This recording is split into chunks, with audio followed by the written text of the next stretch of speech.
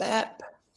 Boom. Meet Mexico's newest resident. It's me. Ooh, ooh, ooh, ooh. Congratulations. Congratulations. Okay. Thank you. We're just two residents of Mexico chilling on a Saturday morning. On a Saturday morning in different parts of Mexico. Yeah, in different parts of Mexico. Yeah, welcome. So today we're going to talk about my amazing path to residency. That is my surprising, I think, pathway to residency in Mexico.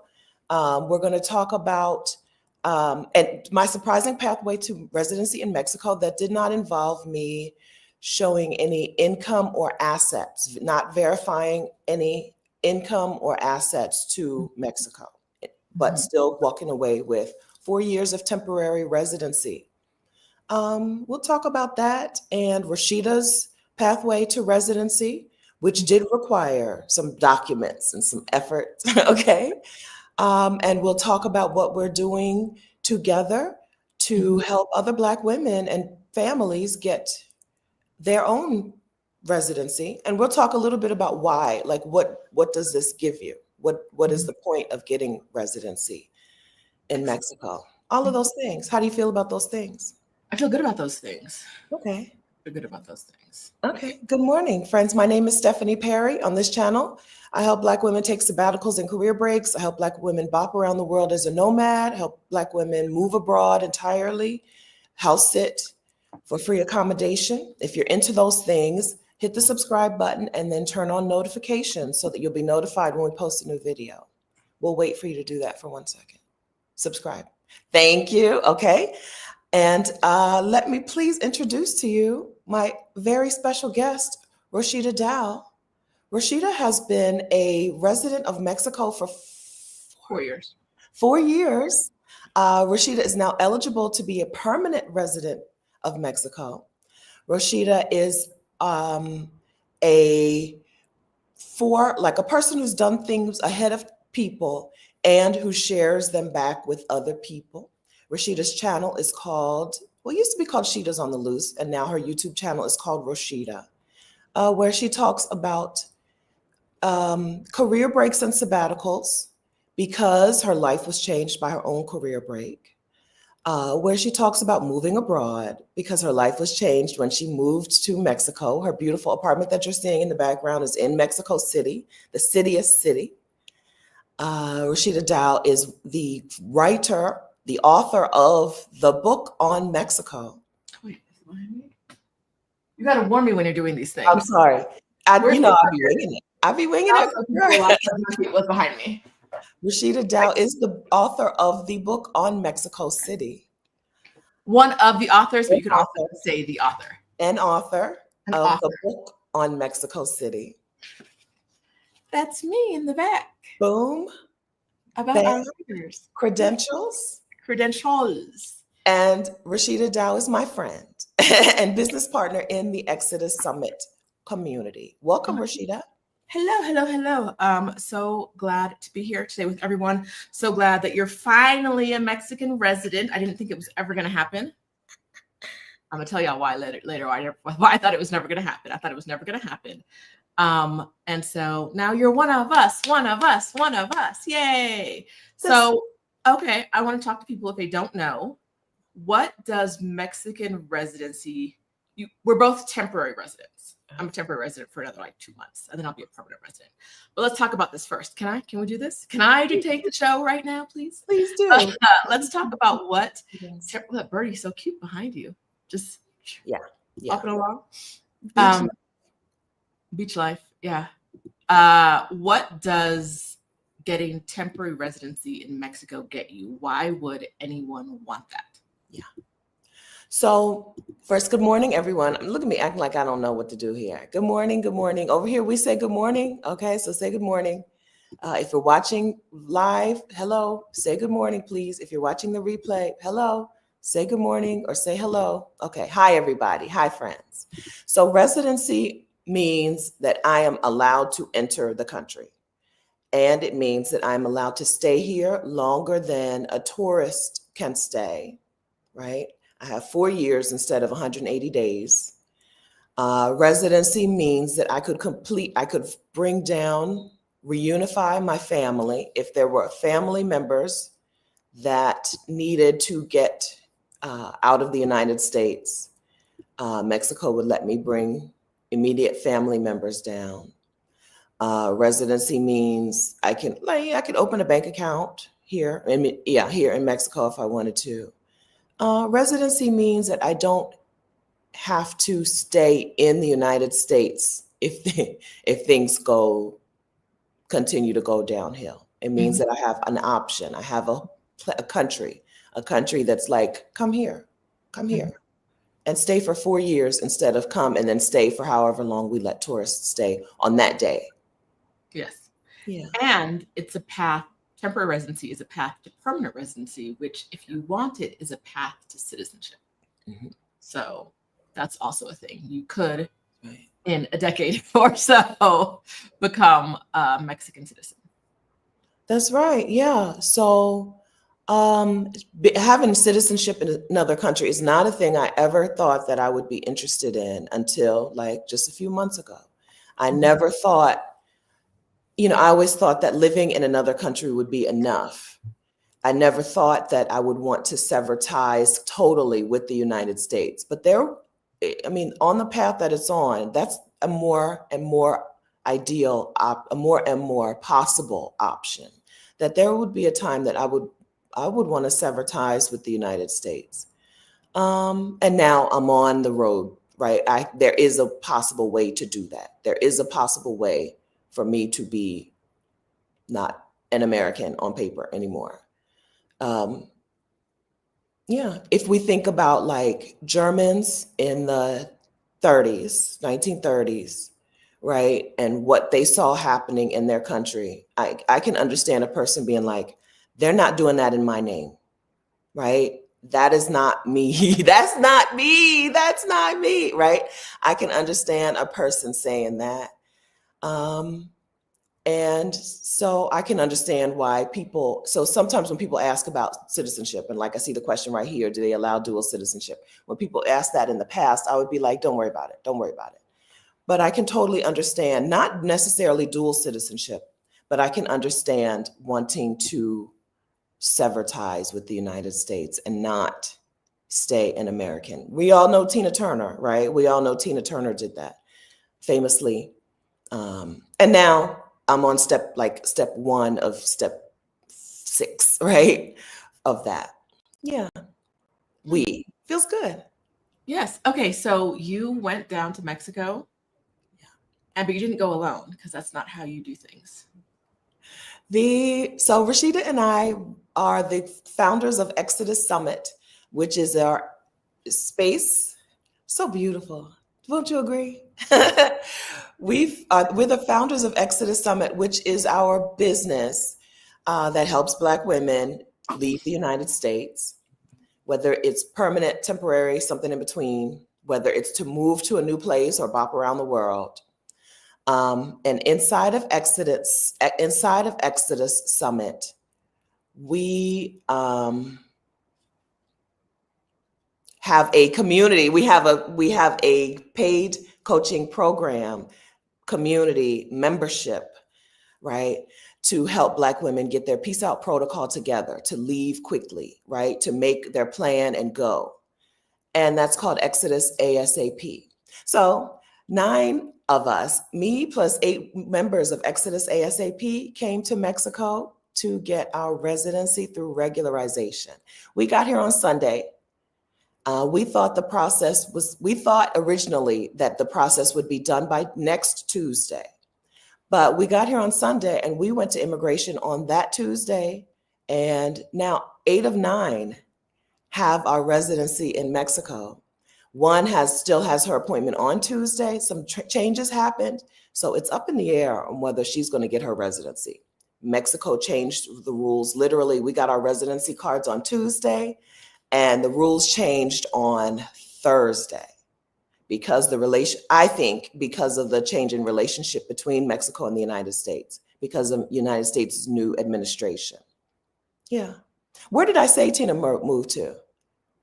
I thought you just said she moved, but yeah, I don't think I said a country. I see people correcting me to say she moved to Switzerland. I don't think I said where she left to, but she left. If you did, I Yeah.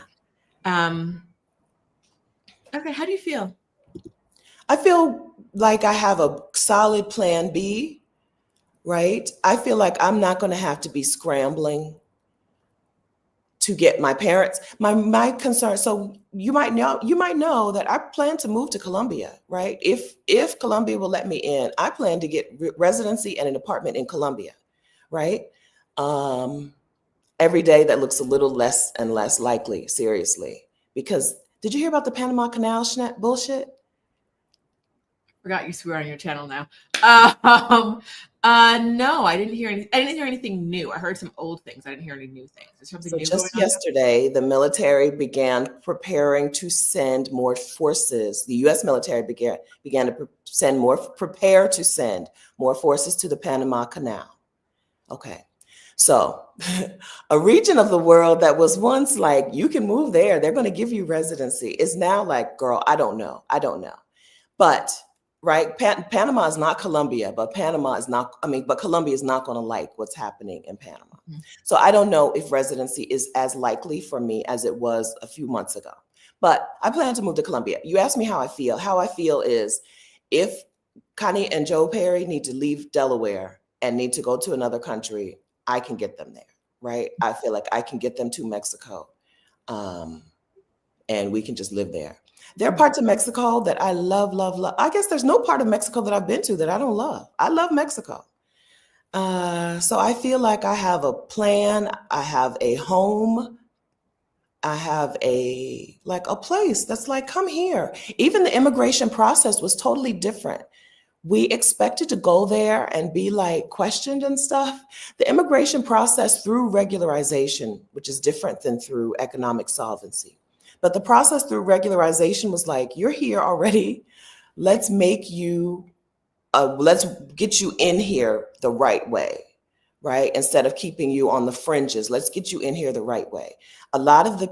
We were there and there's like waiting benches all around that floor. And a lot of Haitian immigrants, like we're American immigrants, a lot of Haitian immigrants were there that day. And so they had signs in Haitian Creole in the bathroom. Like the bathroom door sign was in Spanish and Haitian Creole. Okay. Right? Nice. That it made me and us feel like, oh, this is a different approach to welcoming immigrants, right? It's a different approach. It's not like, what are you doing here? Why are you here? How should we trust you? It was like, you're already here. Okay, let's get you some documentation. Let's get you some paperwork. Let's get you in the system. That was the approach. That's how it felt like when we came through. Mm-hmm. Okay. So I feel good. I feel welcomed. I rented a car. So I had a car rental but I didn't have it for the whole time that we're here. So I went and dropped that car. Jewel took that car back and I rented this car and I rented it with my little card. And he was like, we're in a beach town where everybody speaks English, right? Right. The man was like, what's going on in the United States? Looking at my card, looking at me, looking at my card, looking at me. You don't like Trump? He said that? Yeah. He said something about what's going on when you're not feeling good about Trump or something like that. I was like, obviously not. Yeah. I feel welcome and I feel like I'm not going to have to scramble. That's how I feel. Good. Yeah. You got residency at a different time, at a much calmer, more I peaceful time in the world. I did. I got residency in 2020. When I did residency through economic solvency because I was not getting a pension or any Social Security. I only qualified for temporary residency because it's Mexico. A couple things to know. I've lived here for a while, so I feel like I can say this. A couple things to know is what happens today may not happen tomorrow. What happens in Puerto Vallarta may not be what happens in Mexico City. What happens in Miami may not be what happens in Dallas. And it could all change in a day. like we saw this week. So I got residency in 2020 in Miami. I did my first part in Miami through economic solvency, which just meant I had to bring in some bank documents. I did it through savings, not through income. So I had to bring some bank documents that showed how much money I had in my bank for, I believe it was 12 months.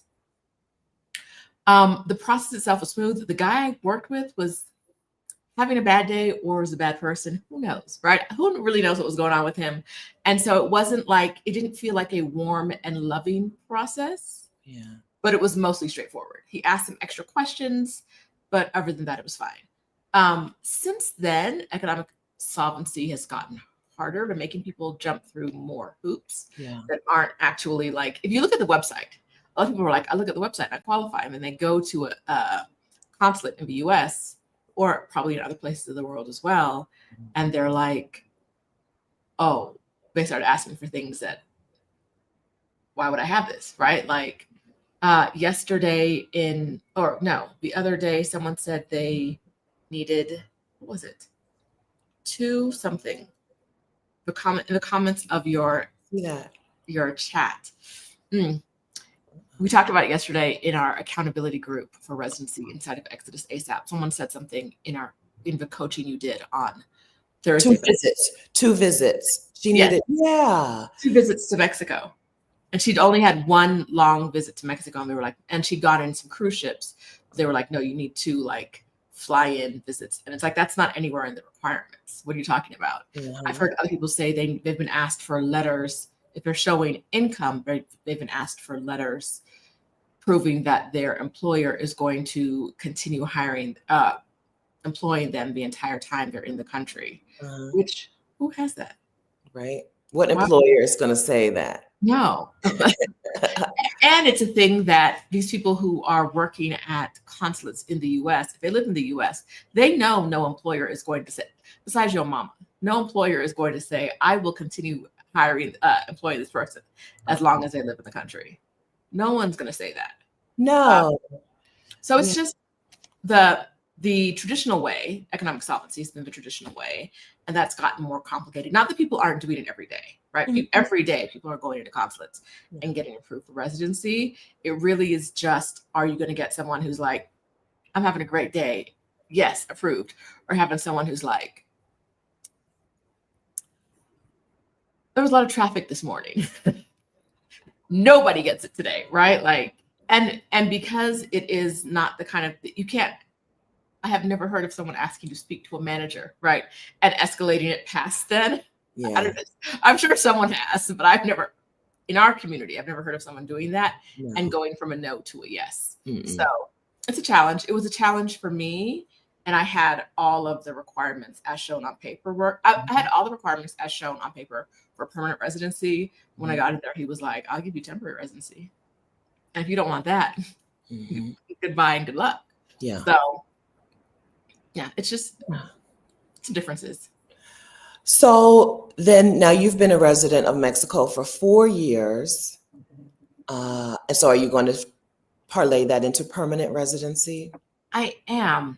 I thought I could start the process now, but I have to wait until a month before my residency expires. Okay. That'll be June. So I guess I'm not going anywhere in June. I'll be here. Okay. So now the regularization program, which the women in Exodus A.S.A.P used, is different from economic solvency. So the regularization program does not require you to show any financial information. Nobody asked me a question about anything about how much money I have, how much money I have access to, how much money I make. There was no economic piece because the understanding is that I've been in Mexico. I've been here since that stamp. So the passport stamp that I used was a 2022 passport stamp into Mexico. And regularization is just like, well, she's been here since 2022. Let's just make her a resident, right? She's already been here.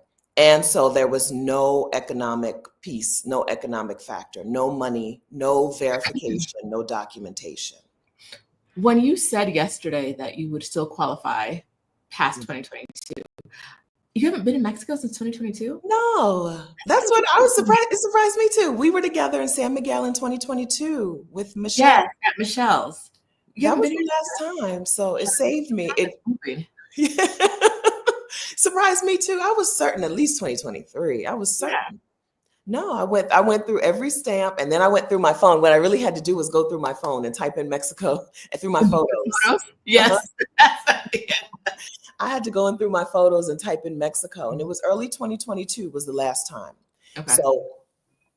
So you used to be able to say, I was in Mexico during COVID. Please make me a regularized resident of Mexico, right? Please give me this residency.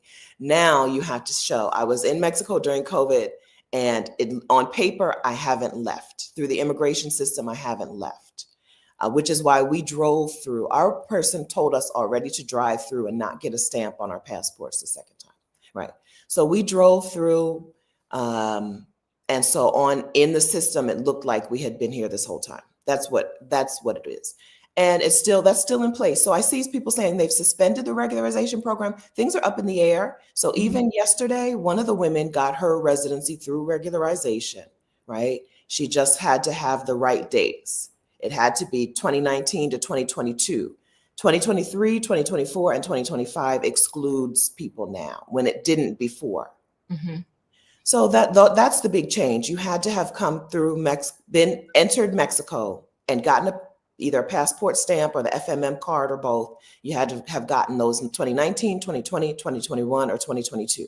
Okay. If you've done any of those things in 2023, 2024, or 2025, you're now excluded in a way that you weren't excluded previously. So here in Baja California, the state I'm in, we're in the state of Baja California. The process is still happening. Regularization is still happening. Mm-hmm. In some places, some parts of Mexico, regularization is paused and maybe stopped altogether. Things are really up in the air. This is a very up in the air time. Mm-hmm. Even last night in one of the Facebook groups that I'm a member of, where there are a lot of facilitators that talk about Mexican residency, one of the admins of the group was like, y'all sit tight. They're like 3 to 6 weeks. We think it's going to look different than it looks right now. Because I've said this before, and we've seen it happen before with things like how long people get when they're flying in to the country. It used to be 180, 180, 180. And then people were living here on their 180. And so they made it shorter. But making it shorter means that you need to talk to, instead of like being an automatic stamp, it took more time processing when people were coming into the borders, and places that were big vacation spots, like, or entryways like Cancun, the lines were like 4 hours long. Yeah. And they were like, we can't do that anymore. So we're going to go back to 180, right? Because they just didn't have the bandwidth, and they, instead of hiring more people, and there are always people who need jobs, instead of hiring more people, they were just like, let's just go back to the easy way. Let's go back to the easy way, because all these people flying in are complaining about how long it's taking. And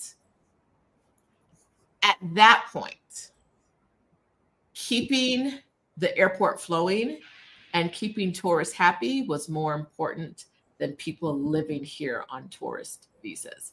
At this point, I don't know if the math has changed a bit, but yes, even the facilitators are saying, don't completely change your plans yet. Wait a couple months. Let's see what happens. Yeah.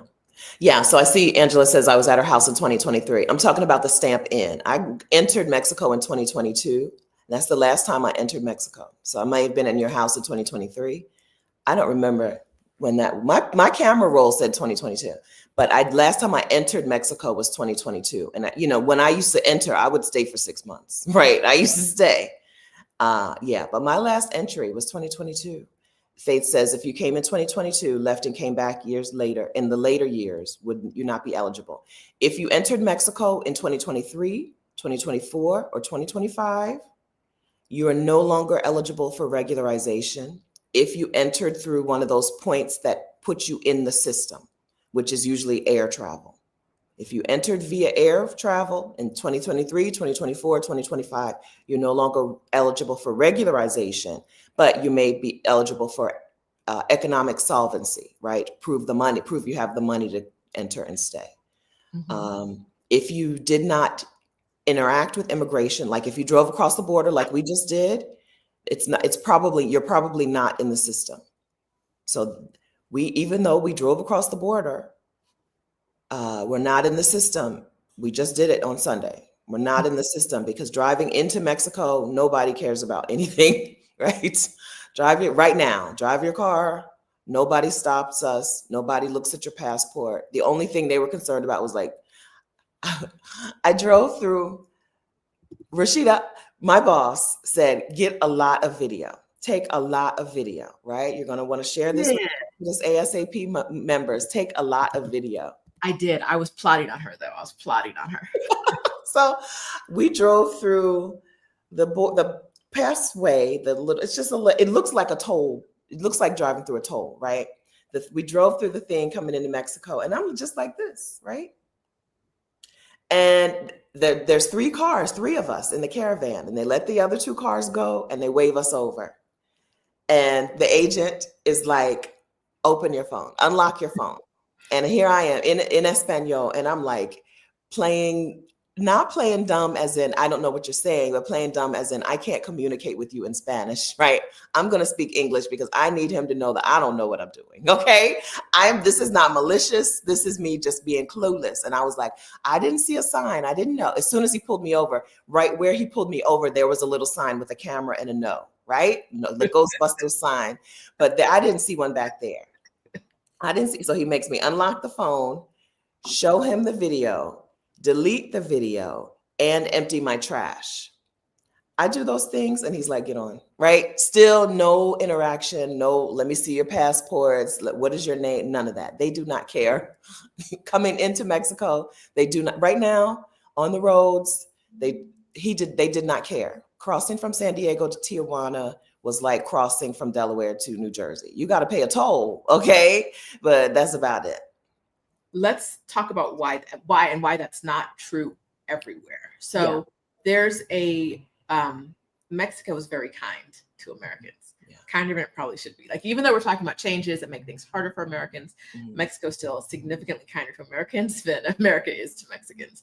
There's a border zone in Mexico where if you're crossing the border and you stay like close to the border, if you're crossing over the US border, you stay close to the border, it's kind of not a free zone, but like you don't need to do things for your car. You don't need to prove that it is eligible to drive in Mexico. You don't need to. So that's why some people live in Tijuana and work in San Diego. They just cross the border every day, right? Because it's like coming in and out, right? Getting into the US is harder, right?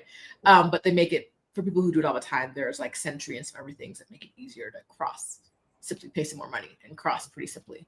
And so if you're in that border region, you don't need to have done anything.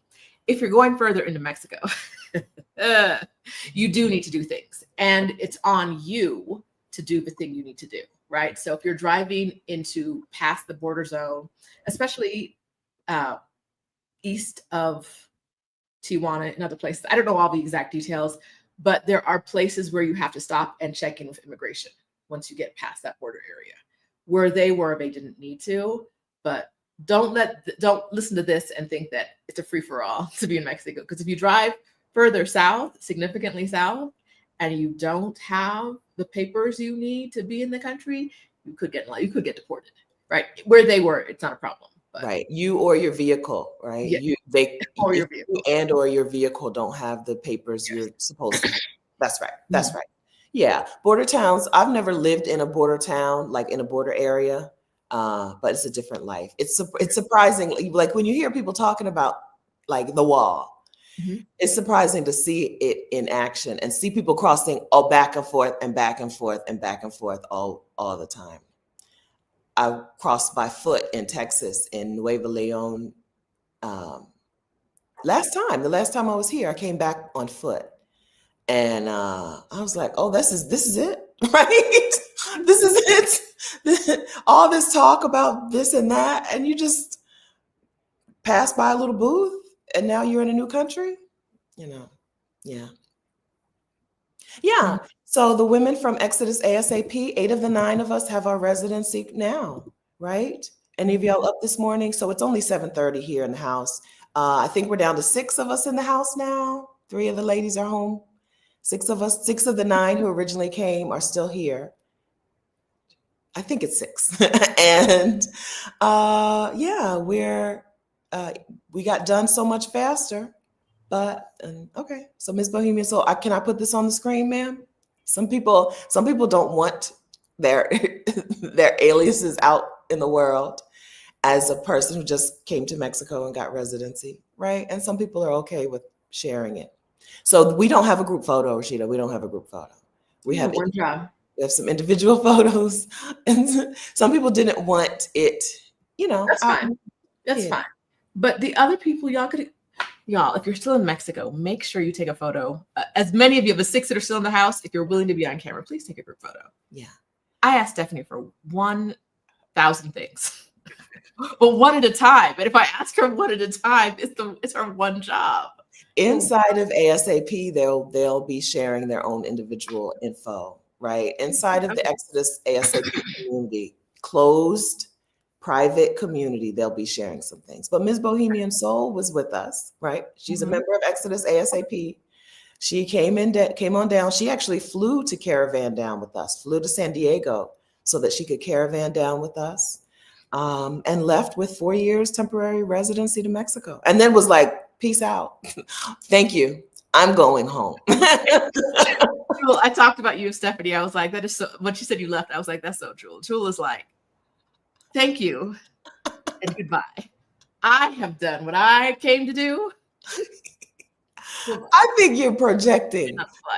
I don't think, is that Miss Bohemian Soul or is that you? It's the reason I like it is because it's me too, but it's also definitely Jewel. I have done what I came to do. Thank you. Hop on a plane. Jewel will hop on a plane real quick. Yeah, so done, right? Done. In the books, 4 years, happy, satisfied, got what she came for, and mission accomplished. So the Exodus A.S.A.P community, right? Some women are thinking about doing it in May. We're going to talk to our connect in the state of Baja California in a little bit. Well, actually, we talked to her next. Can we say that? Okay. So tentatively, the woman who helped us do this is coming into the Exodus A.S.A.P membership on Friday, March 21st at 8 p.m. Eastern time. To help some of the women, to talk to the women in the A.S.A.P membership about their, about regularization, about residency through financial solvency, maybe a little bit about family reunification, just a question or two. I'm sure somebody will have a question or two about family reunification, about how, okay, so, and now who can come under my residency, right? Or who can I help get residency because I have residency is really what family reunification is. Yeah, so she's coming. Our connect, our friend, our helper, our facilitator is coming into the Exodus A.S.A.P membership on Friday, March 21st, 8 p.m. Eastern time. If you're a member of Exodus A.S.A.P, put that on your events, RSVP to that. If you're not yet a member of Exodus A.S.A.P, it's worth it. Join us, okay? Join us. Plug your ear, Stephanie. You can't hear this.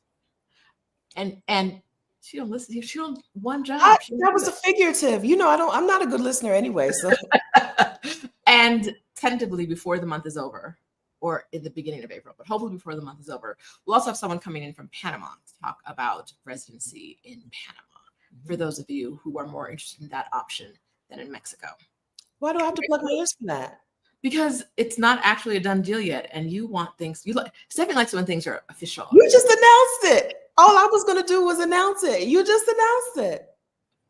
I know, but I said it was tentative. Plug your ears. So no, we have someone. We may have someone coming in for that.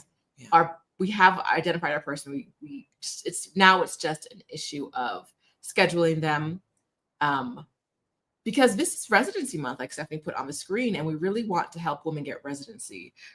We've always been of the mind that like residency is great, but you could also like walk around to multiple countries and, you know, whatever, assuming that we'll always have a safe home base in America. But I don't think that's a safe assumption anymore.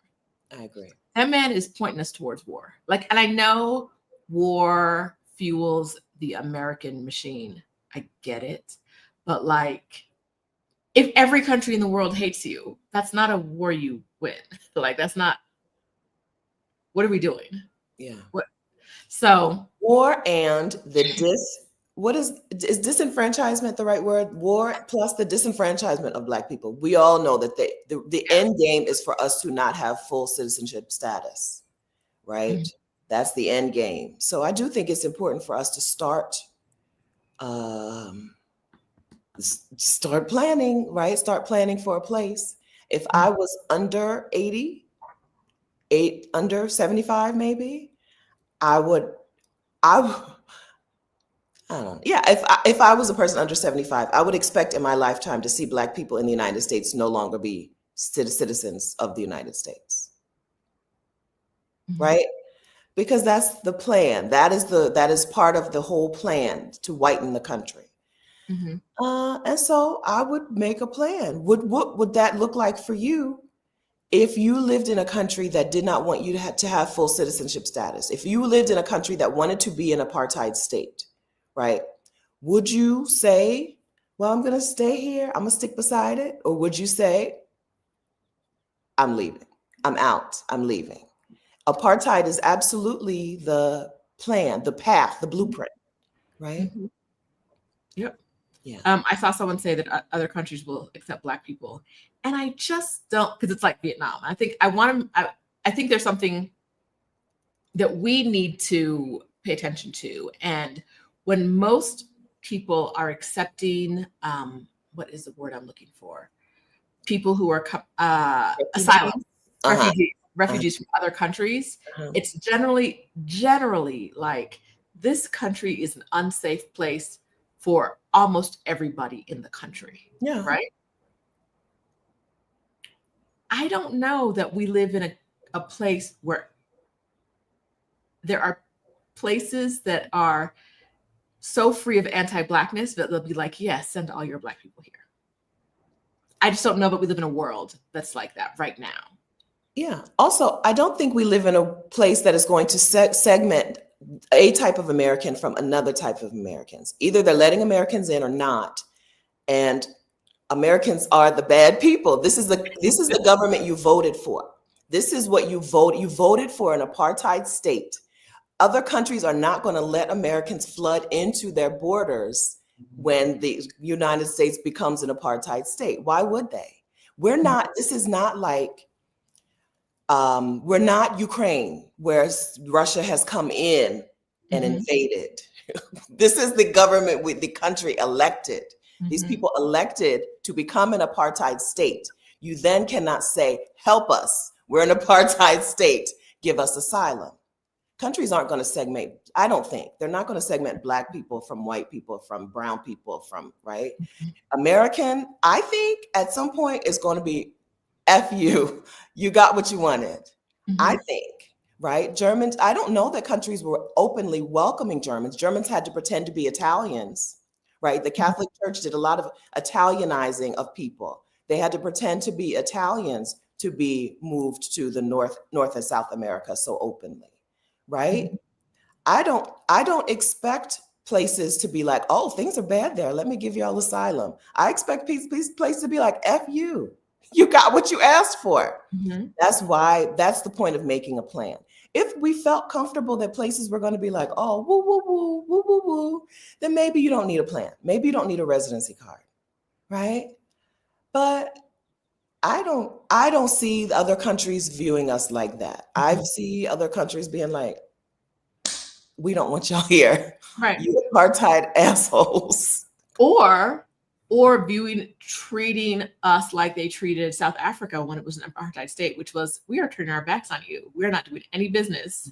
But like, we're not don't see it. We're not actively helping the Black people. We're just saying like, we are shutting our doors to Yeah. anything y'all got going on. Yeah. Right. Yeah. Um, Yeah. Okay. So this is a happy day.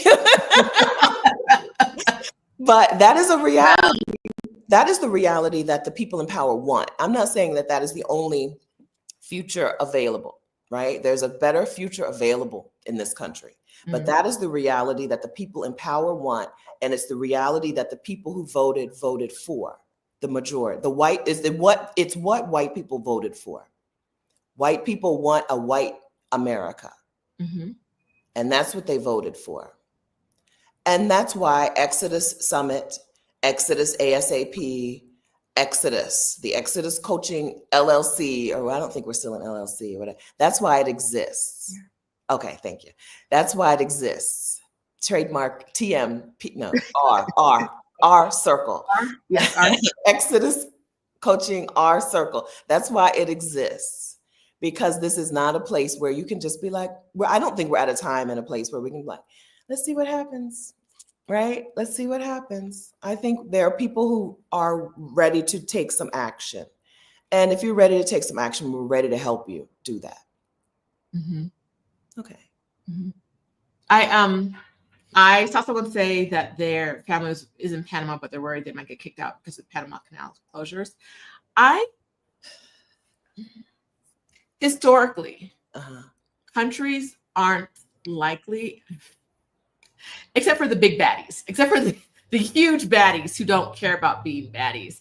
Countries aren't likely to kick out legal residents, right? Yeah. It has happened, but it's not.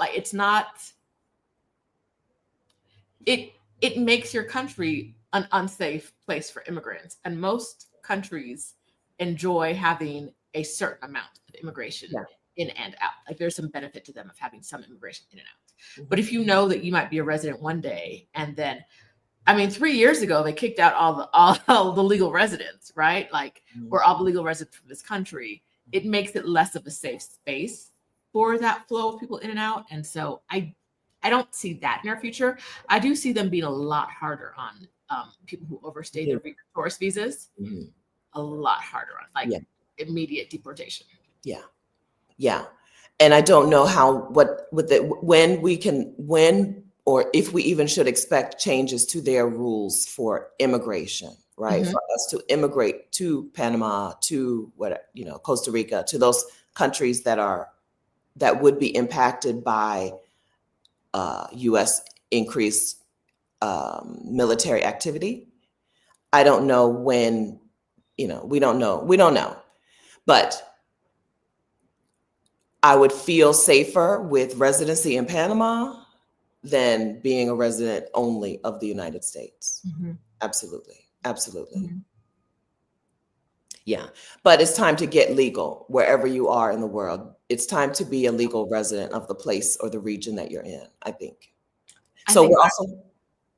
I would add that if you can become a citizen by descent in another country around the world, where you don't also have to pay taxes, again, let's be real, I would start that process. Yesterday I spent some time looking at 3 countries where I can get citizen, where I can get like a passport or my citizenship, and I was like, what's the next easiest step for me to take?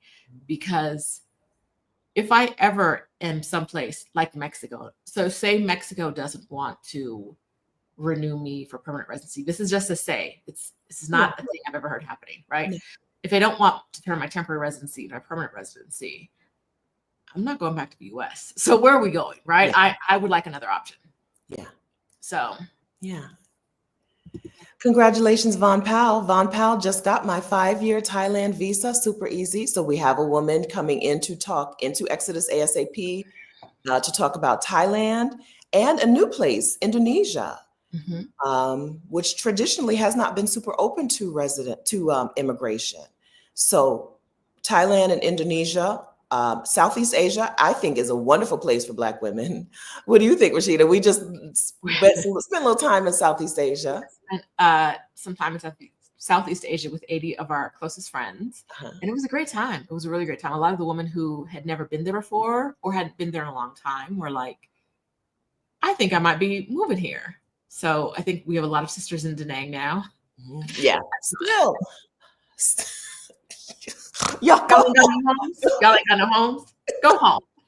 We're at home. What are you doing?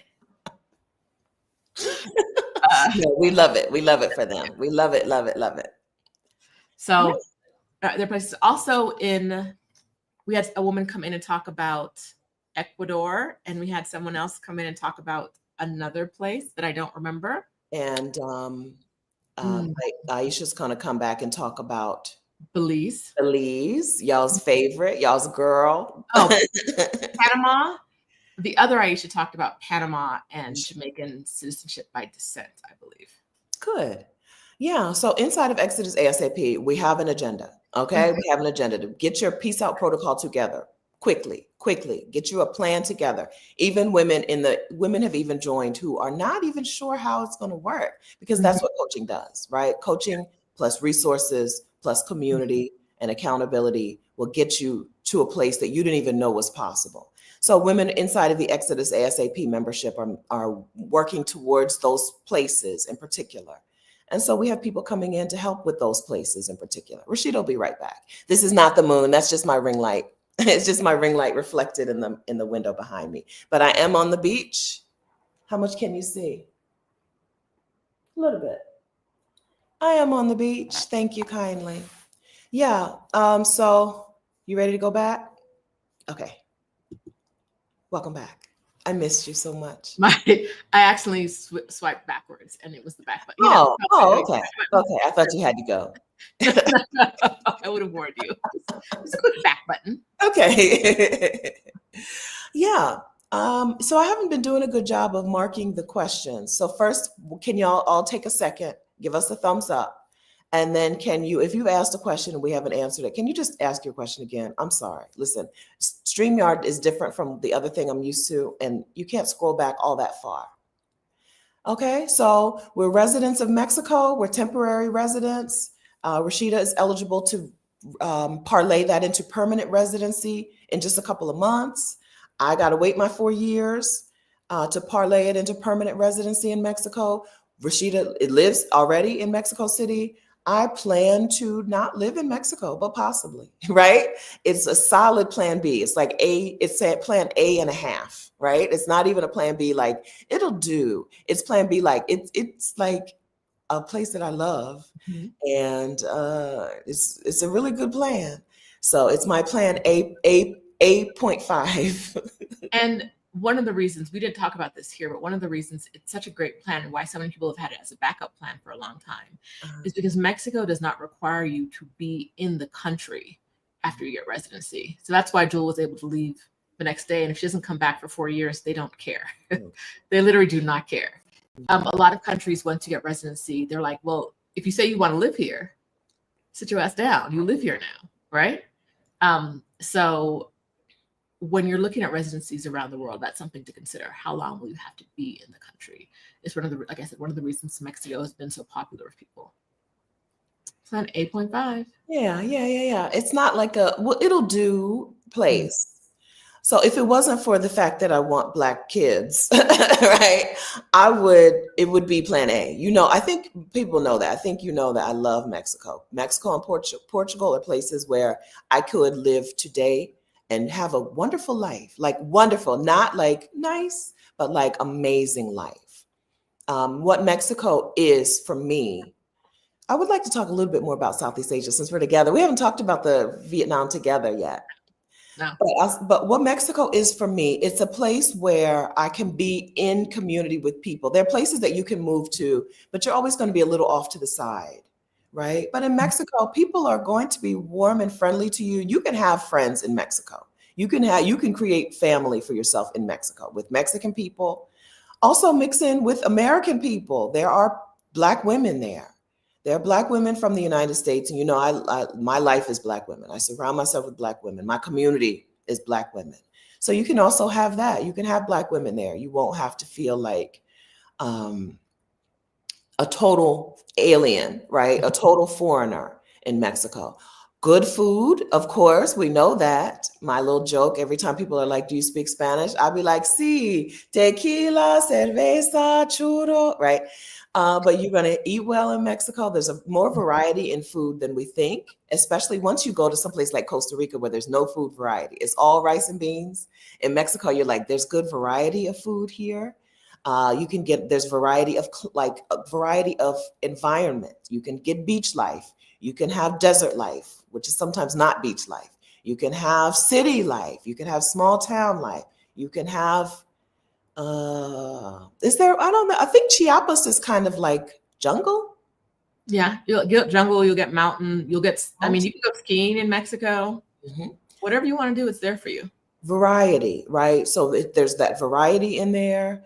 And it's just a place that has a different approach to life. It's a place where you can, like I said, the immigration process, as a new Mexican immigrant, the immigration process was about bringing you in instead of you proving that you should be here and how dare you and why would you and whatever, whatever. So yeah, it's a different approach to things. And so that's why I think Mexico is such a great choice and why so many women in the Exodus Summit community and space are either in or are going to Mexico, or at least spend significant time in Mexico, even if they don't live or move there. They do, a lot of women in our community spend a lot of time in Mexico. Can I have a moment for two things? Please. First, in order to join Exodus Summit, the larger group, yes, you have to be on Facebook because that's where we are today. Now. Is that where we'll be in 2026? Unlikely, but Yeah. today that's where we are. In order to join Exodus A.S.A.P, our coaching program, it is not on Facebook. Our free group is on Facebook. Our paid coaching program is not on Facebook. So if you want to join that, you can always join that. The coaching program and you're not on Facebook, don't worry, you can join that. Stephanie dropped the link. There's no Facebook component at all. Yeah. We know y'all don't like Facebook. We don't like it either. It works, but but it's there, not there. Also, I want to talk about how we chose the countries we're talking about this month. I've seen a lot of like individual requests. One like African countries. To be very clear, we can't talk about residency in African countries because there's 54 countries and they all have different rules, right? So we would need to pick a country to talk about. And the reason we're not talking about a country in Africa this month is because there's not one country that has enough requests in order to make it into the interest, right? So we did a poll this week in our free group to know, because that's where most of our customers come, our paid customers come from, in our free group to find out what our larger community was interested in, and in our paid group to talk to find out what our specific people who we are serving in the paid program are interested in. And in both of those polls, Mexico and Panama came first. And I believe second in the larger community poll was Portugal. And I don't know what it is in our, I don't know what third is in our paid program, but I don't think there's one African country that came in as number 3. No. But I think we can say this. There's a lot of talk on the internet that African countries are welcoming in Black Americans. Where did that? Ghana has done a lot of public talk about things, but who's getting it? Who's gotten it? Where did that? As far as I know, Rwanda is one of the easier countries in Africa for people to get residency. I don't remember if it's temporary or permanent. It's like a 10-year residency, right? There's a 10-year residency, but there's also like it's a 10-year tourist visa. It's not residency. Oh, 10-year tourist visa. If I remember correctly, Rwanda, it's a tourist. The 10-year thing is a tourist visa. Okay. Yeah. So Nigeria, Ghana, they don't have a Sierra Leone, right? Places that people say will let us in, do not have a clear process for residency, right? So they did do some citizenship granting to some rich people, okay? But if you're a rich person in this community, you're probably not one of the people who's asking us for help getting citizenship in Ghana. Mm-hmm. That we have not seen regular, everyday people get citizenship or residency in West Africa. It may be happening, but when I see the people, when I see their, I've only seen one or two of their citizenship things, and it's usually like, this is a like actor, but whose name you might know, right? Or like a influencer or a YouTuber, or like people who probably already have family connections of some sort or some kind of link in some way. It's not like they're like, here are, like, you know, in the US, it's, even though it's really hard to get in, they have those things every day, right? Every day there is, or there used to be, like a citizenship ceremony happening somewhere. It seems to be, I think it gets more play because it's like more of an event, but because it's more of an event, that means it's happening less frequently and there's less people getting it. Yeah. So it's, we're not saying it can't happen. We're just saying that, like, if you need connections to make it happen, then this coaching program isn't for you, because we don't, right? Yeah, got it. Yeah. Yeah. Yeah. Right. So, but as far as Black countries, Jamaica and Barbados are probably at the top of the list for people in our community who are, based on what they're interested in and based on who we know. We do know people. So like we have someone coming in to talk about Jamaica. We have a friend who has a Barbados group. So if there's interested in Barbados, we could work on that. Yeah, Yes. Rwanda is a visitor visa. It's not even a tourist visa. Visitor visa. Yeah. Yeah, we want to be secure. A tourist visa or visitor visa isn't going to be super secure if things pop off. Yeah. Yeah. Yeah, I think Jamaica and Rwanda are probably Jamaica and Barbados are probably the most popular Black countries that we see women from our space interested in or moving to, or at least exploring. Yeah. And Panama, like Black countries is a, whatever. Panama, if you consider Panama a Black country, then Panama as well. Okay. All right. So Exodus A.S.A.P, you're invited if you're a Black woman who's ready to work on your Peace Out protocol. It's a monthly membership. You decide how many months you need to stay in here to work on your protocol, to get your progress. Okay, you decide. You're welcome to join us at exodusasap.com. Okay, so I want to back up a little bit and talk about Vietnam because we haven't talked about it yet together. I disagree with you on one point about Vietnam, and so I'd like to debate. No. Okay, so she wrote a comment when I talked about Vietnam live on my channel. She was like, "You're right, except for this," and I was like, "You know what? It wasn't like there was one part that I forgot to say one thing that I agree with her on it. So she knows I actually agree with her about this because I said in the comments, yes, I agree with you, but here she come wanting to debate." No, I was just joking about the debate. I know.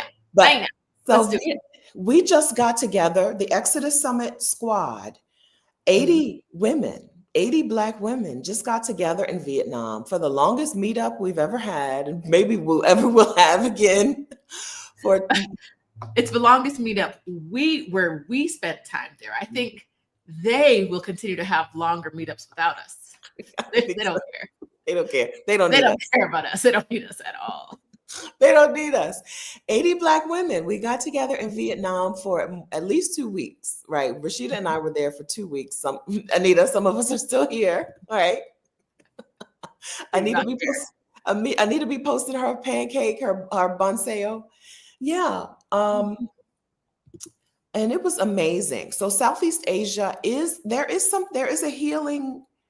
It is a healing and slower place where you get to take care of yourself and you get to be in a place where it's normalized to take good care of yourself and to be in an environment where people will want to help be part of your care team, right? Will want to do things for you. It was wonderful to see that. This is the first Exodus Summit meetup where we got to see Black women have downtime. Because the meetup in Morocco and Cancun and Cape Town, South Africa was, a few days, it was for a lot of the women, it was go, go, go. For a lot of the women, except for Keisha Berry, who was like, I found my favorite hot chocolate shop and I'm going there every day, right? Yes. But right, remember Keisha? Man, Yes. Keisha fell in love with a Uh-huh. chocolate shop. I mean, if you can fall in love with a store, she fell in love with that store, right? Mhm.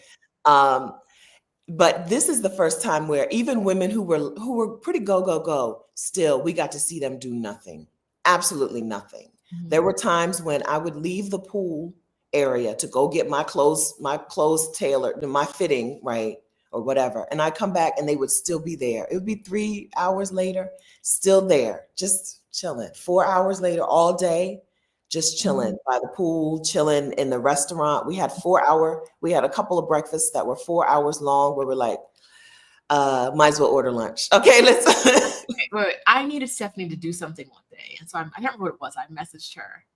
And then like 6 hours later, it was like 2:00. And she was like, oh, I sent her a message at like 9 or 10. 2:00. She was like, oh, we just finished breakfast. What's that?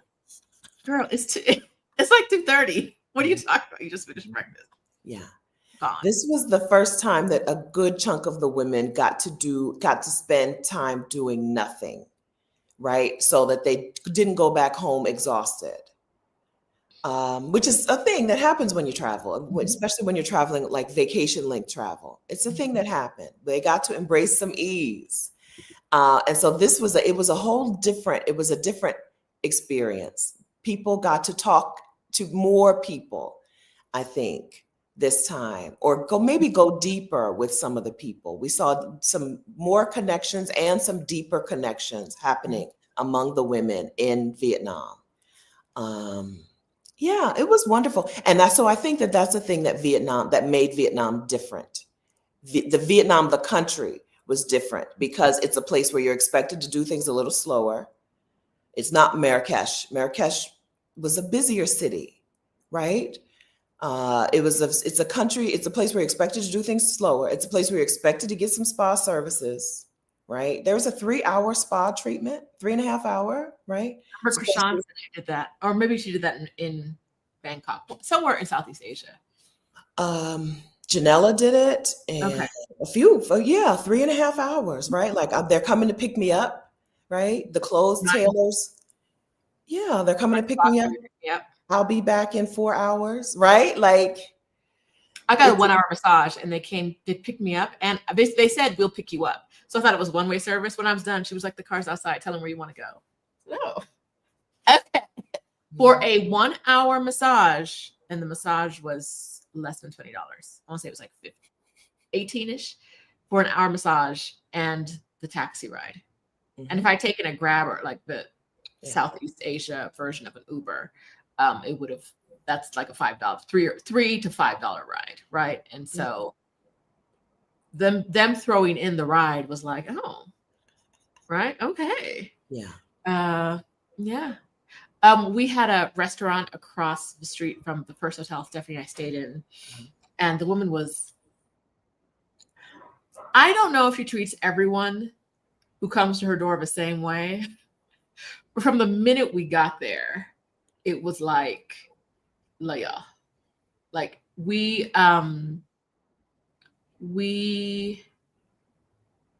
she didn't take credit cards that day. No, she said she didn't, but then she ended up taking credit cards or something happened. I Yeah. think another day she took credit cards and that something happened and she was like, oh, if you don't have money, just pay me later. And there are so many times when that happened. If you don't have money with her, so if you don't have money, just pay me later. So many times where I went into a store and I ordered clothes, like I have paid for you to start cutting this fabric and making things for me. And I'm like, you need a deposit? And they're like, no, just pay later. I'm like, I wouldn't start doing nothing for you, right? Like, what are you talking? Like, you're cutting fabric, you're sewing it. When I come on, it's when I come in, you're going to make it as ready for me to leave as it could possibly be. This is something you've tailored for me. And your answer is like, no, just pay when you come back. And there's some places where I already done clothes and it was like, they already have some of my clothes, so they know I'm coming back. But then in some places, like my first time there, they'd never seen me before. They were just like, no, pay when you pick it up. That's it. Not a problem. Yeah. A breeze. it was like being treated. Okay, so in Marrakesh, also because I did a lot of the planning and interacting with vendors in Marrakesh. When we had our Marrakesh meetup, I felt like people were treating me like a mark at all times. At all times. Yeah. Someone, it was like the money in my wallet was really their money, and anything I was saying was just getting in the way of them getting to their money. Yeah.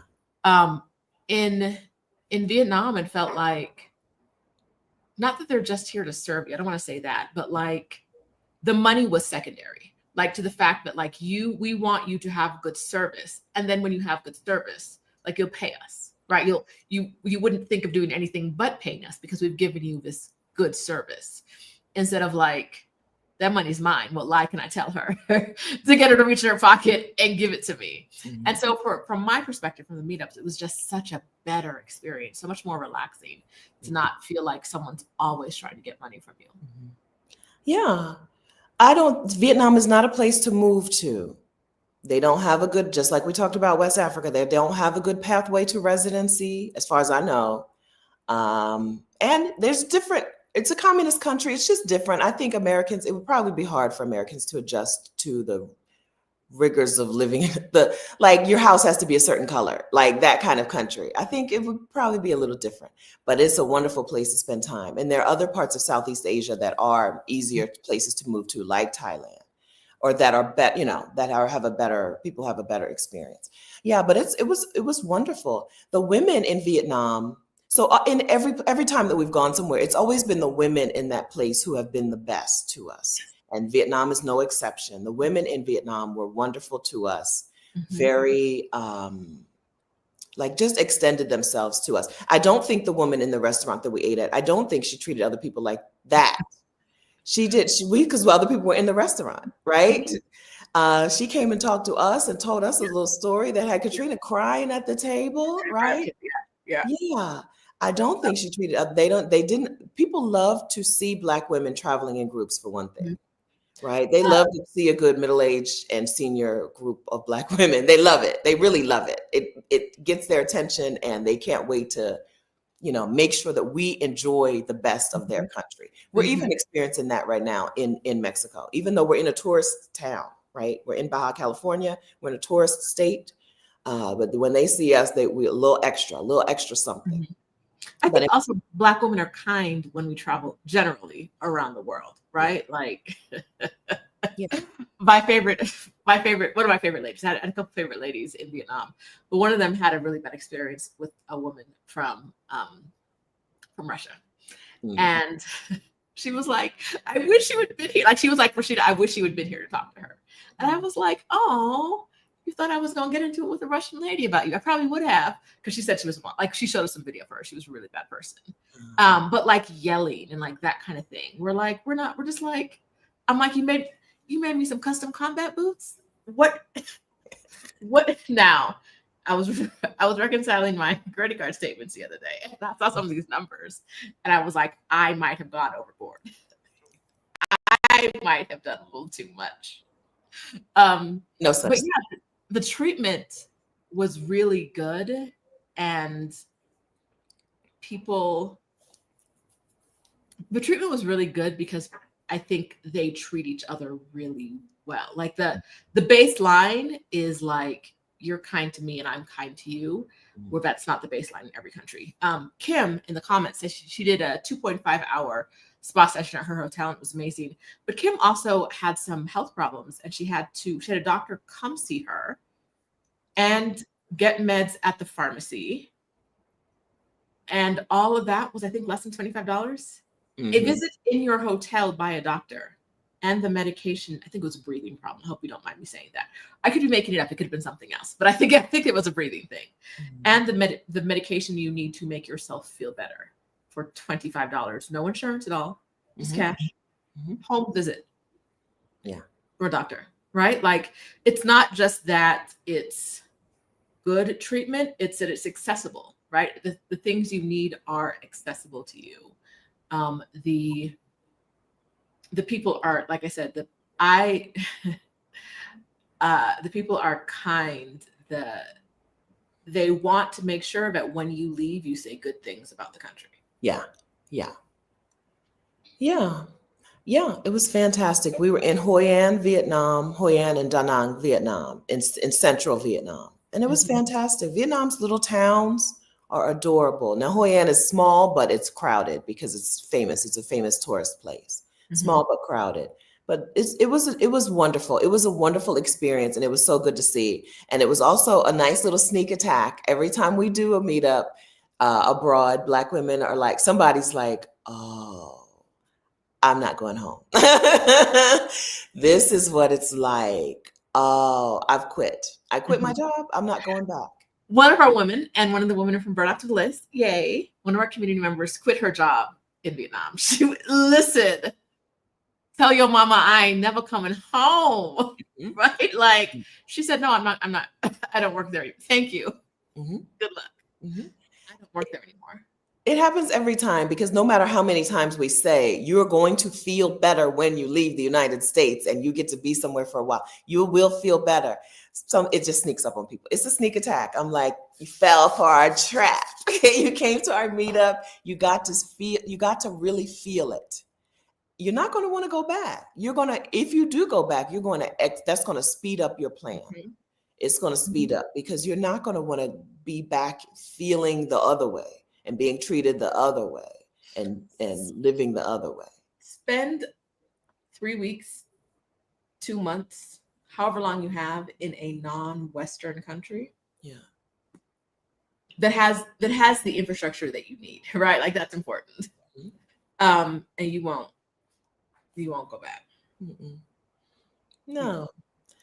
I did a little count the other day. I know of 2 women in the Exodus Summit community who spent a lot of time out and then went back to the U.S. and seemingly according to Instagram, seemingly went back to life as it was. But that's 2. Our Facebook community is 22,000 Black women. 24,000. Oh, I beg your pardon. I missed something. 24,000. Over 24,000. Okay. Black women. I can name 2. Okay. I can name 2 who went back to life as it was. Even women who do come back to the United States, it's not the same. They don't come back to the same job and the same life and the same home and the same husband. Right?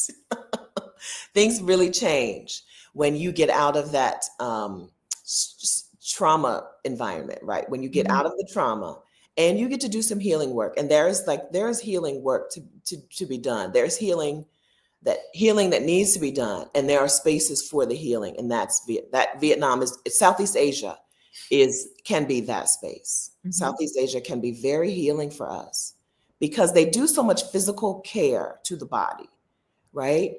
Women in Southeast Asia are getting ear cleanings that take an hour ear things. That are like life altering. I was like, y'all didn't tell me to add that to my repertoire, right? We're not talking about just the massage that you know about, but there are things the ways that they care for their bodies that we can adopt that are healing. There's all of the senses, right? They like to do things for all of the senses that can be healing. The food is good. Food is healing, right? It all works together for you to not want to go back home. Okay. It all works together. Yeah. Chinese medicine, acupuncture. Yeah. Yeah. There, and maybe Southeast Asia isn't your place, but there are a lot of places around the world where you might feel the countries. It's hard to live in America unless you're devoting yourself to the hustle culture that America wants you to have. If you don't find your joy in hustling to make rich people richer, then most other countries will feel better for you that are not, because in most places your focus isn't like money in the same sense, right? Like you need enough to eat, to live. more money is generally better around the world, but not with the same like cutthroat, must work all the time, not take care of yourself, and then die early kind of attitude. That's right. Katrina, can you please tell Abba about the ear thing? Thank you. Wait, Oh. full counselor, girl. Like, here are some treatments that women got, right? Full ear cleaning, the full callus What are y'all removal, talking about? yoga and aerial yoga. Rhonda Yeah. got hair washing. You can just, right, hair washing, just lay back and let them wash your hair. Simone just got, there's some sort of float therapy Mm-hmm. where they float her in a pool and they do things while you're floating. I don't really know. Float therapy, like Okay. a lot of things happening, a lot of things to the body for healing purposes, for the spirit, to the body for the spirit, Mm-hmm. right? A lot of things done on you, for your healing. Sound bathing. Yeah, women in that meetup did it like they did it. They did it all. I did it all. Yeah. Yeah, float therapy is the best. Yeah, I saw the video, and even watching the video, there was a short recording of part of the float therapy, and just watching it was like, wow, that looks amazing. I felt better. Right? I felt better just watching a small snippet of her therapy. Yeah. So Southeast Asia, we have a couple of women coming into Exodus A.S.A.P to talk specifically about Thailand and Indonesia, which is new. Indonesia is newly open or welcoming to new residents. So yeah, we have people coming in to talk about those things in the membership so that you can learn about them, get some of your questions answered by somebody who's gone through the process pretty recently. Mm-hmm. Okay. Mm-hmm. All right. Okay. So time flies when you're having a good time. Time flies. What haven't we talked about? Um, Okay, so we've talked about our various residencies in Mexico, your pathway through um, um, income, financial solvency, right? Proven in Mexico, you have the money to take care of yourself. My residency through regularization, through saying, I'm here. Now, help me be legal, what we call in the US legal, help me be regular. We've talked about why Mexico in general, mm-hmm. and we've talked about why residency as opposed to just tourist visas. I feel like we covered that nicely. Mm-hmm. And we talked about um, next. Have we talked about what's next? Have we talked about the process of becoming permanent? Not really. Is there anything to say about that? No.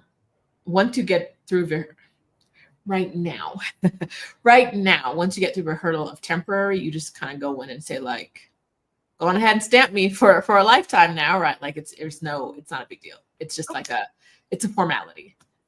As of now, could that change? Possibly. We'll see. And then tomorrow, can we talk about what's happening tomorrow on your channel? Oh, tomorrow on my channel at Rashida. Hello. Tomorrow on my channel, we're talking about what country, if you had a plan for Mexico and your Mexico plan looks a little shaky now based on what changed this week, I'm going to tell you to put your Mexico plan on the shelf. Don't get rid of it yet. Put your Mexico plan on the shelf, but some other countries to consider and what you need to do to get residency in those other countries. Mm-hmm. So where are some other countries you can get residency if Mexico was your plan and your plan's looking a little thin right now? Mm-hmm. So tomorrow at 10 a.m. Eastern time, it's not up yet, but it'll be up there soon. Subscribe. Stephanie dropped a link to my channel. If you subscribe to my channel, you'll get and turn on notifications. You'll know when tomorrow's video is up. You'll be live. 11. I have a guest. You're usually 11 a.m. Eastern time. Is it 11 a.m. Eastern time? Okay. Thank you for knowing me better than I know myself. You're welcome. 11 a.m. Eastern time. I'm here. I have a special guest. Her name is, God, what is it again? Stephanie Perry. I have a special guest, Stephanie Perry. She'll be here with me tomorrow to talk about places where you can still get residency without, if your residency plans are up in the air. Yeah. Yeah. And then, so I think, yeah, I'm excited. We're going to talk together. We're going to be together tomorrow. Mm-hmm. So, yeah. So The people who have just found out that Mexico residency isn't going to work for them through regularization, right, are people who entered Mexico and interacted with immigration, right? So mostly people who flew into Mexico in 2023, 2024, and 2025. Yes. But the rest of other people, regularization in parts of Mexico is still happening. It's not like it's over. No, if you haven't entered Mexico, if you've entered Mexico before, but not in 2022, 2023, 2024, or 2025, or if you entered those countries in a way where you did not hand your passport to immigration staff, like on a cruise, or if you drove over the border, or you walked where they didn't stamp you, or they didn't put you in the system, we're talking to our facilitator on Friday, our connect on Friday of this week to talk about, tentatively Friday, to talk about how you can still get residency. She's going to give you updates you still need. Case question: If you get denied residency, is it a no forever? No, you can reapply. Some people go from one consulate to the other until somebody says yes. Yeah, you can reapply. Yeah. Adelia always tells a story about how when she realized it was going to be a no somewhere, she just removed her papers from the person, took them out of her hand, and went the next day to another consulate and got a yes at the other consulate.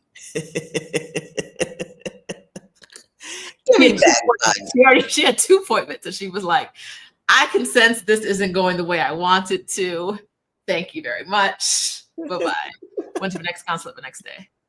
Yes. Yeah. So like I said, Mexico, it's not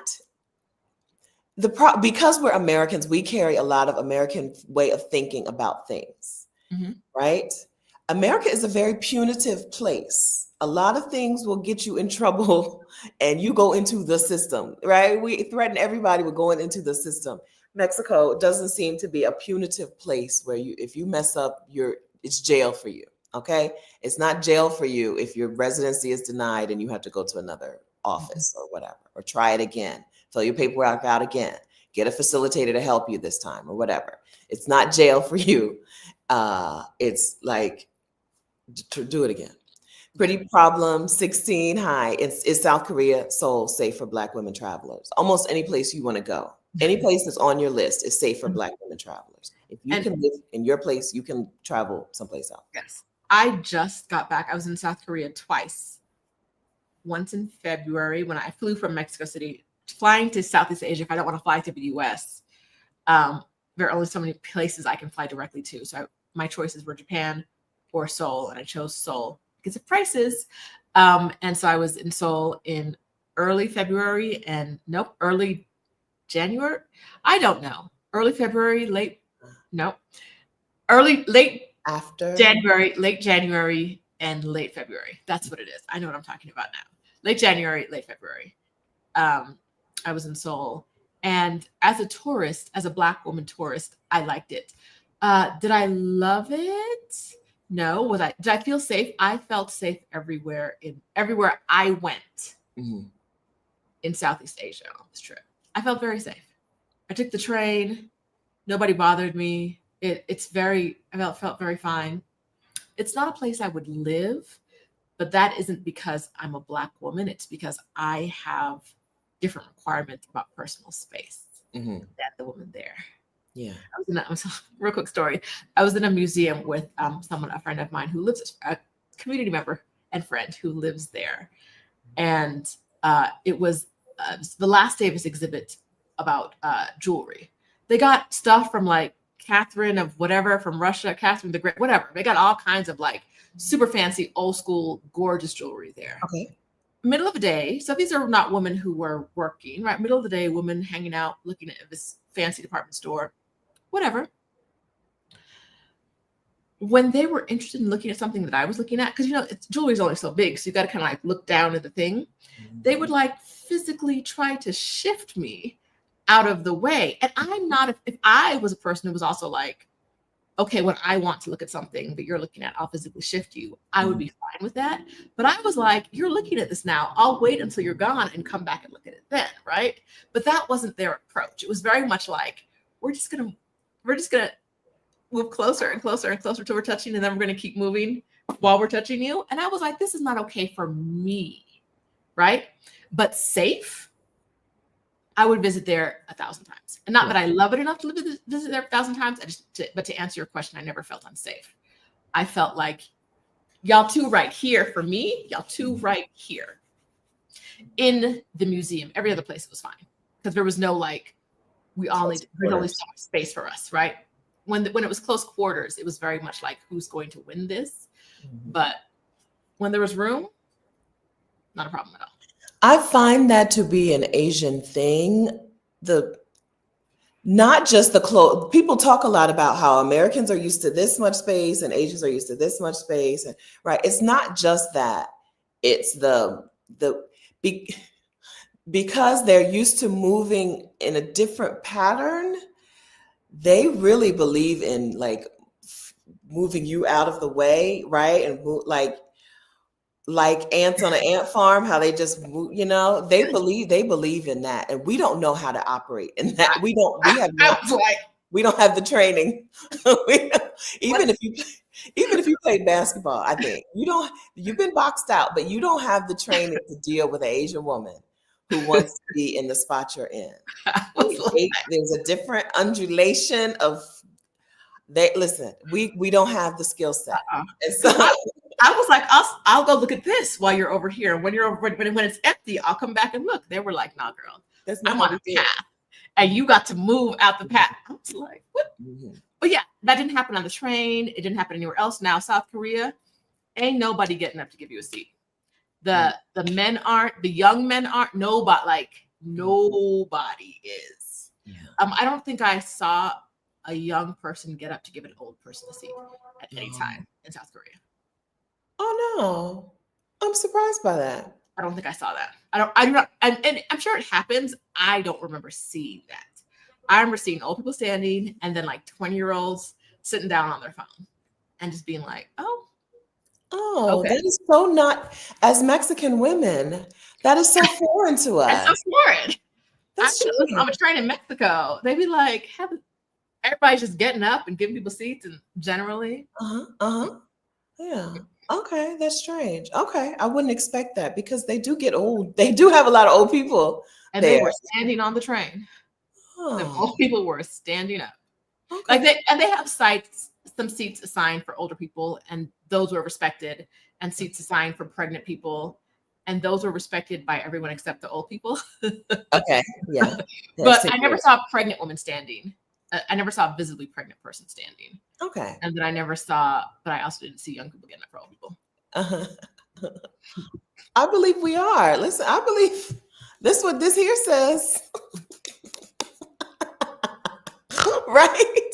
I believe that's what this says because they got papers on me. Mexico got papers on me. When we had some Dos Equis, one of the women had Dos Equis in the refrigerator, so we cracked them open after the thing, and one of the women was like, "This is gonna taste so different now that we're Mexican." Yes, as Mexican women. And I think that, so thank you very much for the super chat. Thank you very much for that super chat, Pretty Problems. Thank you. Okay. All right. So I feel like we nailed it. Okay, let me do a quick scroll. And another thing popped in my head to say that we did cover, so for people who are watching who are just joining in and want to go back and watch the replay. So we covered temporary residency, we covered permanent residency, we covered we talked a little bit about the two pathways, regularization and financial solvency. We talked about why Mexico. We talked about some other places that you might be interested in that we're covering inside of the Exodus A.S.A.P membership. And we talked about tomorrow, we're also going to bring up some more places inside of Rashida's live stream at 11 Eastern time, 11 a.m. Eastern time on Rashida's channel. We're going to talk about some more places that would be, that Black women in this community should pay attention to. Some other locations. Mexico's residency process through regularization made a change yesterday. It didn't disappear. Not from the state I'm in, not from Baja California. It didn't disappear because one woman just went yesterday from our group. but it did, there were some changes. And so we're talking tomorrow on Rashida's channel about some other places you should have in your sites, on your list to work out. So before tomorrow, you probably should take our which country should you move to quiz, so that when we get to talking tomorrow, you'll have an idea of what kind of place you could be interested in. ExodusSummit.com/quiz. ExodusSummit.com/quiz. This quiz works you through the thought process that people use to decide where they want to go and what fits them, what are their needs, and what suits my needs. So the quiz is going to give you a city. It doesn't say move to this city. We might say move to this city, okay? But it doesn't mean move to this city. It means this is a point where you can start your research. And now you've worked through these questions and you can figure out, based on the questions and answers, what you need and start working through where is a decent fit for you, a good fit for you. So go to ExodusSummit.com/quiz, take the quiz so that tomorrow we can have a conversation about some other countries that have a pathway to residency that you may want to get in on. Another thing that we talked about today was what's happening in the United States and why we think Black women should get out, why Exodus Summit even exists. We talked about that also. So if you're just joining, hello friends, welcome. Go back, start from the beginning. This was good. Yeah. Anything about the quiz? Is there anything else you want to say about the quiz, Rashida? It's great, but it also doesn't mean that like this is the place, like Stephanie said, this is the place you should move to. So enthusiastic. It's great. It is great. I was reading comments. You know, I can't read and talk at the same time. Okay, it is great. It is great. Mm-hmm. Yeah. So I'm going to Veracruz in a couple of days. Veracruz has a reputation of not being popular with Americans to move to. So I'm going to go and investigate what's going on over there. But you're Mexican now, so your experience might be different. No, not yeah. My experience as a local woman is going to be different from y'all's experience as a your experience as a resident may be different from their experience as tourists. Yes. Yes. Yeah, but I'm going to pop over to Veracruz. I waited so late that my ticket price went astronomical. Ugh. Aeromexico played me. I played myself, I guess. But yeah, so I'm popping over to Veracruz for a few days. Did you try any of the other airlines? Volaris or no, Viva, I did not. Aerobus, Volaris or Viva. Let me try that. Okay, thank you. Because yeah, you'll only be able to travel with a toothbrush, but oh no, I got a bunch of stuff. Well, check and see what they're charging for luggage. Okay. Thank you. Yeah. So I'm on Pacific time right now. It's only 8:34. You see, it just became daylight. But I did this for you. I did this for you. All right, friends. So join the Exodus A.S.A.P membership if you're ready to get your Peace Out protocol together. If you're ready to work on where you're going, how much is it going to cost? Where's the money going to come from? What are you going to do about your people and pets? What are you going to do about your home and your stuff? How do you get legal residency somewhere? Or do you need it? Or is that a pathway you're going to take? What about healthcare? And what about fear and mindset? If those are the questions that you have that will help you, and if getting answers and solving those problems will help you move abroad, join us in the Exodus A.S.A.P membership. It's for Black women only. ExodusASAP.com. Friday, March 21st, our connect, our friend, our helper, our facilitator, the woman who helped us, the woman who helped the Exodus A.S.A.P members get residency, is coming in to the membership to talk to you, to help you, to answer your questions. Tentatively scheduled for Friday at 8 p.m. Eastern time. She's also the woman who helped someone get residency yesterday after everyone said residency was done on Thursday. Mm-hmm. That's right. That's right. Yeah. After all the rules changed and everyone's panicking and Like it flailing, can't be done. It's over. It's over. It's done. she went in yesterday, came home with her card. Okay. So she's coming into Exodus ASAP. I know that she helps people with regularization and economic solvency. And I assume she also helps with family reunification. So all of those questions are questions that you should bring to the Exodus ASAP membership in on Friday. Join us at exodusasap.com. It's a monthly membership, but you decide how long you want to stay, right? You Yeah. decide how much time you're going to need to get your protocol together. I saw someone ask earlier, how long does it take to plan for like for your exodus? Yeah. And it depends, right? We're all starting from a different place and we all need to get to a different place. We all need to get a certain different amount of stuff done. Mhm. Some women are in the membership for a month. The membership is only less than 6 months old. So we can't say anyone's been in the membership for 6 months yet. Right. But some women have been in here since the beginning in the end of November. That's right. So 3 months now. That's right. So yeah, so it depends on what you need. I don't know. But if you want to join in March and then not be in it, cancel for June and wait, I can do months, April, May, June, and then come back in July. There's no rule about coming in and coming out. A lot of people come, get some information, and then they leave. Mhm. One thing I forgot, we didn't talk about the caravan for May.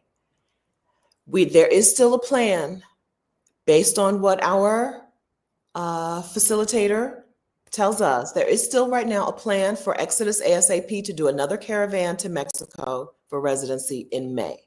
It's all tentative, right? We're going to use her best advice. She's the one who knows. So just like 9 of us, just like 9 of us caravan to Mexico and 8 of us already have residency and one has an appointment for Tuesday. We right now, tentatively, we're planning to do this again Memorial Day weekend, Saturday to Monday or Tuesday. Saturday, come down, Monday, go to the office, Tuesday, go home. Right? I'm planning on this again in May for Exodus ASAP members. Okay. So go ahead and get in the membership so that you can come to the session on Friday and so that you can get in on the caravan. It's been an amazing time. Again, women who are strangers to each other are now friends, sisters, whatever.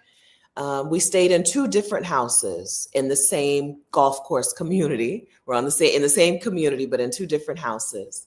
And it's been phenomenally, fantastically awesome, wonderful. And we plan to do this again in May. So if you want to get in on the caravan in Mexico, come to Friday, make sure that you're eligible as of today, and then come back. Yeah, Memorial Day is going to be nuts at the border. We're going to take our time. Right. We're going to deal with it. Right. I would also say that boop, boop, boop. Sorry. Sidebar. I switched topics. Okay. New topic. Your brain didn't catch up with me yet. Someone asked if you can watch the replay. If you missed a session, can you watch the replay later? Yes. As of today, and for all our future plans, unless something happens with a specific session, if it's happened it's membership where if something has happened once, it's still available.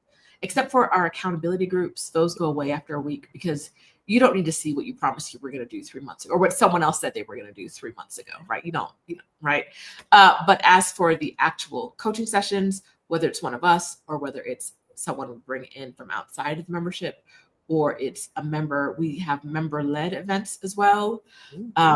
Those will be available as replays. Our current plan is till the end of time. Yeah.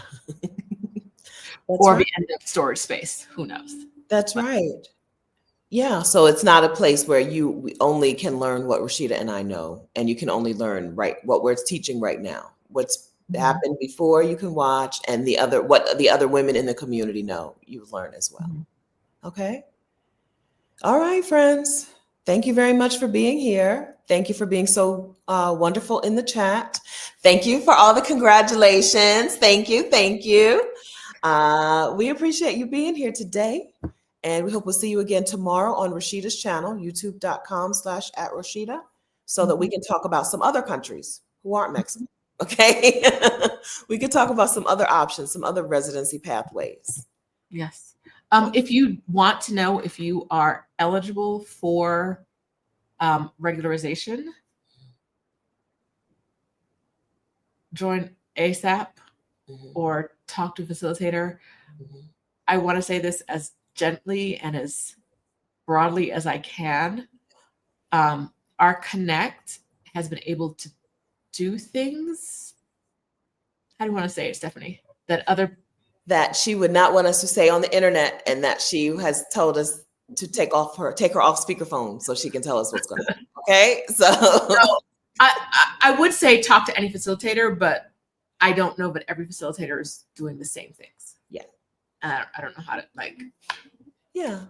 Yeah, which is why we're not going to put her name out there either. No one in the chat, please. I should have said that earlier. Don't put her name out there, because there have been things worked out in our favor. She works magic, is what that's. Yes. She works magic, and so we're not going to put her out there on the internet for people to hate on her or expose something. I don't know. As far as I know, it's all good. It's all above board. But just in case something is not above board, we're not going to tell you her name out here. In the closed space, we will. Okay. Okay. All right. So if you're not sure whether you qualify, we ourselves can't tell you more than we've already told you about the years. If you are curious, come to A.S.A.P next Friday for a coaching session. Yes, indeed. Okay, friends. I feel so good. Listen, I feel good as a person who is not intending to live in Mexico. I feel so amazing that for 4 years, I can. So I want to say this. Stephanie has never talked about getting Mexican residency. No. Ever. Stephanie, all the time I've known her, she never talked about getting Mexican residency. She started talking about it about a month ago. Yeah. They got up and everyone was like, this is so soon, I can't make it. This is so soon, I can't make it. The 9 women could make it down with her, or 8 women. They went, and literally 2 days later, the way she did it is not an option for most people anymore. I'm like, that's insane. So when Stephanie says she's going to do something, y'all need to listen, because clearly the universe is like, and you're the last one getting through the gate. Is that what it was?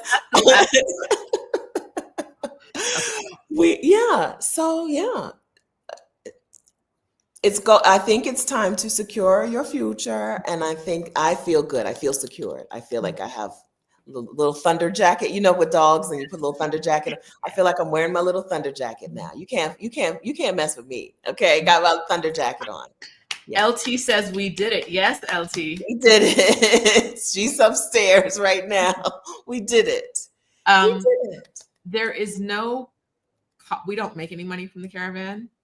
The only thing you would pay for is your membership and Exodus to A.S.A.P, because that's the only place we share the information. That is one, because safety reasons, right? We never say anything about where we're going to be or anything on the internet. You just need to pay for your housing, your flights, your trips in, whether that's a drive, however you get into Mexico, and your facilitator.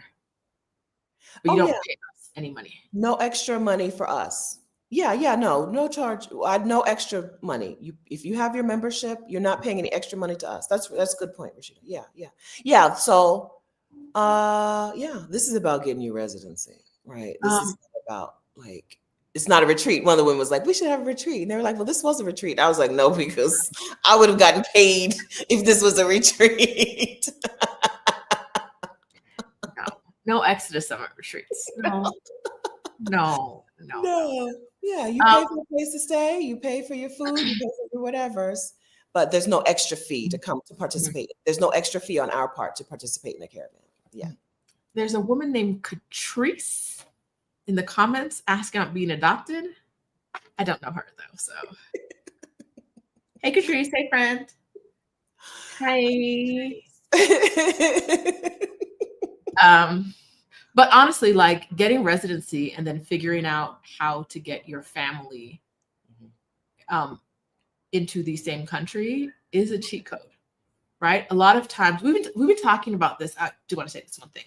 We've been talking about moving Black women to their happy place on the internet for 5 years now. over 5 years now. That's We've right. been talking about it. And we've been called all kinds of things. It's a cult. They're just trying to steal American women and bring them somewhere, right? And now look. And now look. Now everybody's like, wait, how do you do that? What are y'all talking about? But like I said, Rashida said, how you like me now? Oh, now you want a caravan. No, not you guys. But honestly, like people have been saying things, some positive, some negative about us for a long time because it feels that I think it comes from a place of fear of like these people are doing something that I'm not doing. So they can't, if I'm not doing it, they must be wrong and I have to be right. Right. So like there's that negativity that comes about it. But I've also said that when you take the chance and you do something like this, you can change your entire family's legacy, right? Like you can, like this is the generational wealth that we should be talking about. Okay. Right? This is it. Well, after I got my residency, after I moved here on my tourist visa, I knew I was going to do the temporary visa stuff. But when I got my apartment, I was still on a tourist visa. And my mom, within like, could not get my mom out of my apartment. And she was like, well, if you're getting residency, I'm getting residency too. She didn't live here. She had not found her place in Mexico yet, whatever. But she was like, I like how I feel when I'm in Mexico in my apartment. And when I go back to the US, it doesn't feel like that anymore. So she was like, when you go to get residency, I'm gonna do it too. And she's lived in somewhere in Mexico, child, because who knows? You know, she's on a trip right now. I don't know with who. I know the state she's in Mexico. Anyway, she has lived in Mexico for years now, right? Like if you show your family that there's another option and that other option isn't scary. I see people dropping all the like scary stories in the comments, but I've lived here for 5 years. Nothing bad has ever happened to me, right? That doesn't mean that nothing bad can happen to me. I'm a human person living in a human body in the world. Bad things can happen, but I don't, all of my systems, all of them are much more regular and at ease in Mexico than they are in the US. I don't feel that fight or flight here. I'm just like, I go to the grocery store, I know nobody has a gun. Yeah. Right? Like, I'm fine. Mm-hmm. You can change, you being the first person to take the step can change your family's life and your legacy. That's it. That's it. There's nothing else to say to that. Thank you, Rashida. That was wonderful, beautiful. You're going to see that later on the Instagram. Okay, thank you. I'm going to say it tomorrow for those of you that come back tomorrow. I'm going to say it again. Come on. Yes. That's right. Okay, friends, thank you. Have a wonderful day. We'll see you again very soon. Tomorrow, 11 a.m. Eastern Time on Rashida's YouTube channel. Yes. Thank you, Rashida. Bye. We can talk about more places.